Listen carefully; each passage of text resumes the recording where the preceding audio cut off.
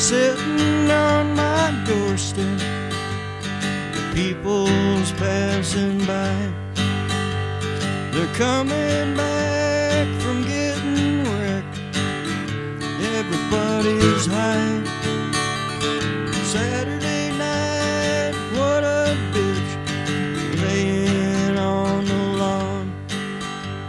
The morning comes to bring the switch after the buzz is gone. Hello, listeners, and welcome to another episode of Addictions, the podcast about addictions. I'm your host, David Wagner. On this episode of Addictions, we are going to be talking about a few of the biggest controversies surrounding the world of addiction. The first thing we are going to discuss is probably one of the oldest and possibly one of the most controversial topics regarding addiction and drug abuse, and that is the subject of whether addiction is a disease or a choice. And to be perfectly honest with all of you, in my opinion, this is totally just a stupid and ridiculous argument. And really, it's the wrong argument to even be having in the first place. I mean, in the grand scheme of things, it really shouldn't matter how a person developed an addiction. What matters is that we stop this negative stigma crap and help the person into recovery. We're also going to be talking about the subject of whether drug addicts are simply just bad people, and if addiction is in part caused by this. And believe it or not, I still hear people talk about this and who seem to think this way and feel that addiction is nothing more than a moral failing. But again, this is simply not true.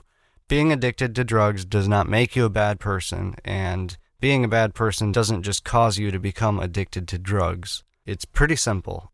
If you're a bad person, you were probably that way long before you became addicted to drugs. I mean, sure, addiction can make people do bad things, but generally, just because you have become addicted to drugs, that doesn't instantly mean that you're a bad person. Moving on, we are going to touch on the topic of punishment versus treatment for those addicted to drugs. And for me, this is a no-brainer. It's simple. We desperately need to distance ourselves from the punishment model and move 100% towards the treatment of addictions. And last but not least, we will be moving on to the debate of whether or not an addict has to hit what is often called rock bottom before they can get help. In my opinion, this is more of a myth than anything, and it's a rumor based on anecdotal evidence rather than a fact based on real evidence. There is no rule or anything like that that says that a drug addict has to hit rock bottom before they can get help. Any one of us can reach out for help at any time. Generally speaking, there is nothing stopping us. Before we get too far down the rabbit hole, though, I just want to toss out a huge thank you to all of you for listening to the show and for your ongoing support. I couldn't do all of this without you, and as always, you can find updates to the show at addictionspodcast.com. From there, you can also find links and resources for getting help with addiction, along with links to listen to the show on all of the major podcast directories, like Apple Podcasts, Google Play, and Spotify, and all the rest. And if you really love the show and want to help support it, you can make one-time donations of any amount through PayPal by visiting paypal.me/theaddictionspodcast. Alternatively, if you want to gain access to all of the bonus audio and video content from the show, you can visit patreon.com/addictions.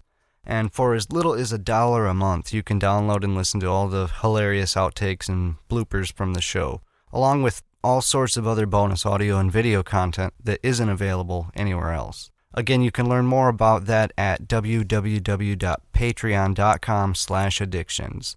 That's patreon.com/addictions. But enough of my crap, let's get right into it.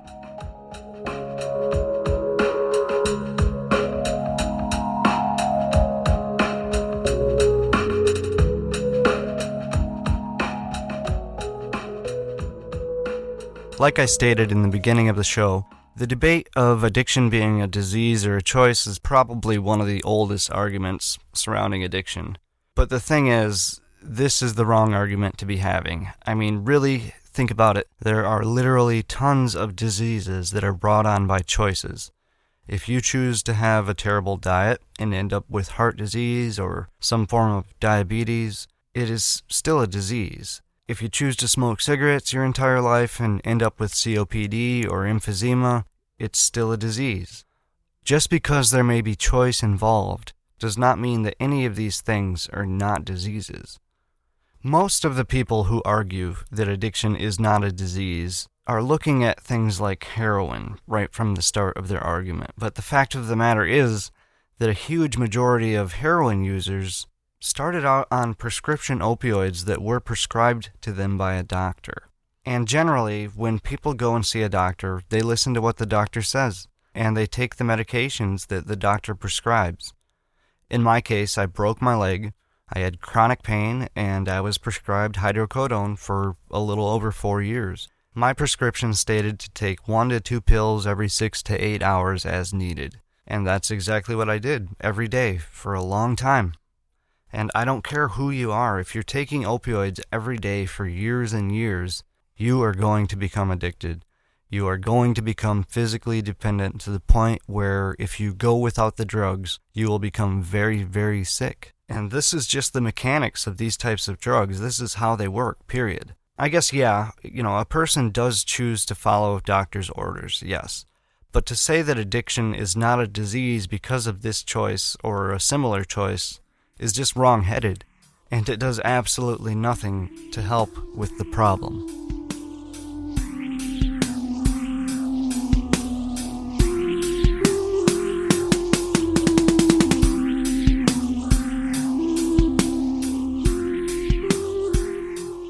Our next controversial topic is the idea that drug addicts are just bad people, or that addiction is the result of a moral failing. Late in the year in 2016, I believe it was sometime around the fall, scientists at the University of Michigan here in my home state completed a study which confirmed what many researchers, doctors, and psychologists have known for years. Addiction is a chronic illness accompanied by significant changes in the brain. Addiction does not simply happen just because of a moral weakness or a lack of willpower. This finding comes from decades of research investigating the effects of substance use and abuse on the human brain. Often the first time that a person uses drugs, they do it voluntarily, and generally they can control their use early on. But as time goes on, a person builds up a tolerance to a substance, meaning that they require more and more of this substance to achieve the same effects, whether these effects are the high from the substance or pain relief from the substance. But as this happens, changes in the brain begin to drive compulsive and uncontrollable drug use that we know as addiction. And when this occurs, when addiction occurs, a person is no longer in control. You're no longer using the drug voluntarily. So it's not that the individual is a bad person. That's not even close. These changes in the brain that are caused by the use of certain substances can and do happen to people from all walks of life. I've said it before. Addiction does not discriminate against good people or bad people. It is true that a person who is in the depths of addiction can often do things in order to get more drugs that they would otherwise never do. And some of these things can indeed be bad things, like stealing and lying. But again, this is caused by some very real physiological changes in the brain, and it's not that the individual is just a bad person at their core. Punishment versus treatment. This debate has been raging on for quite a long time, but what really works best? Locking drug addicts up in prison or providing addicts with resources, knowledge, and rehabilitation? Let's take a look at both sides of the fence here and try to determine what makes more sense. First off, I do want to point out that generally speaking, we know that there is a link between crime and drug use. There are many reasons for this, and a major one is the war on drugs to begin with. But as I said earlier, often addiction can drive people to steal drugs or even valuable items to sell for drugs. And criminal actions like this are obviously punishable by law and can lead to incarceration. But again, we need to look at the root cause of drug-related crimes before we just blindly start dishing out punishments. From an economic standpoint, the cost of punishing drug-related crime and drug addicts hugely outweighs the cost of rehabilitation. It is not cheap, and when we look at the mountain of evidence that shows that many individuals are repeat offenders, it should be easy to see and realize that punishment is simply not working. On top of this, drug addicts who are incarcerated generally do not learn the skills in jail or prison that can help them avoid drug abuse and become productive members of society when they are released. Looking at rehabilitation and treatment, it is fair to say that these programs also have their failures. Many addicts go through various rehab programs and still end up relapsing time and time again. But to me, this only means that we need to use the right treatment methods done by proper recovery clinics. And while recovery clinics and rehab programs are expensive too, in the long run, these types of programs have a much greater chance of creating individuals who will be able to overcome addiction and thus break the cycle of drug abuse and criminal activity. At least with treatment, we're going to be investing in something that has a proven track record of success, compared to simply locking people up.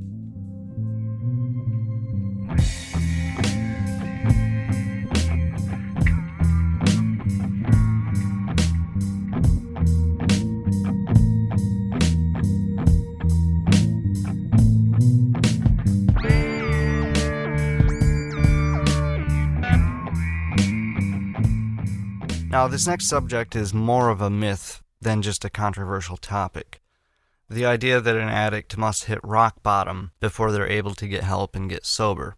I honestly don't even know where to start here, but I'm going to give it a shot. I have often talked about the problem of misinformation in regard to addiction. The internet is full of crap that just isn't true about addiction and drug addicts. And the idea that a person must hit rock bottom before getting sober is no exception. In fact, believing this idea can have some really major repercussions. It can really negatively influence not only the addicted person, but those who are trying to help the addicted person. I mean, if you believe this myth, then what would be the point of helping an addict get into rehab until they have gotten to the lowest point possible in their addiction? The biggest problem of this rock bottom myth is that it leads to several dangerous outcomes that otherwise could have been avoided. What if a drug addict dies from an overdose before hitting rock bottom? It just makes absolutely no sense at all. A cancer specialist would not wait until cancer in a patient has advanced to its worst point before starting treatment. So why the hell would anyone wait to get help with addiction until they are at their worst? At any time during addiction, not only can the addict reach out for help, but others can extend a helping hand to the addict. We should never wait until it's too late, and when I hear people say this kind of stuff, it really just breaks my heart. So if you or anyone you know is struggling with addiction, there's no reason to wait to get help. Reach out. The choice is yours.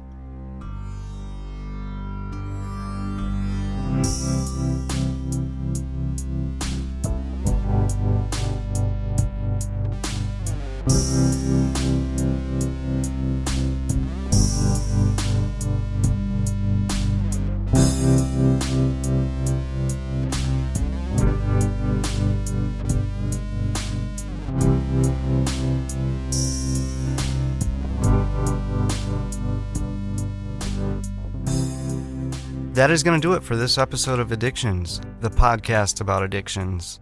Again, I want to thank you all for listening so much. It really means a lot to me. If you really like the show, be sure to follow us on Facebook at facebook.com/addictionspodcast. And if you are on Twitter, you can follow us. We are at addictionscast. Or you can find us at twitter.com/addictionscast. I'm David Wagner, and remember, never quit quitting. Spent your money freely, then you smashed your only car. You aren't what you are really. You missed it by so damn far. Your head feels like it's in a blender, and you hate to see the dawn. Your stomach says return to sender after the buzz is gone. Your Sundays you prayed Uncle John. You poisoned yourself last night. Mary slapped your friend Tom. You got in a hell of a fight. Monday comes and it's back to work. The week seems so damn long. The weekend's past, you're still a jerk after the buzz is gone.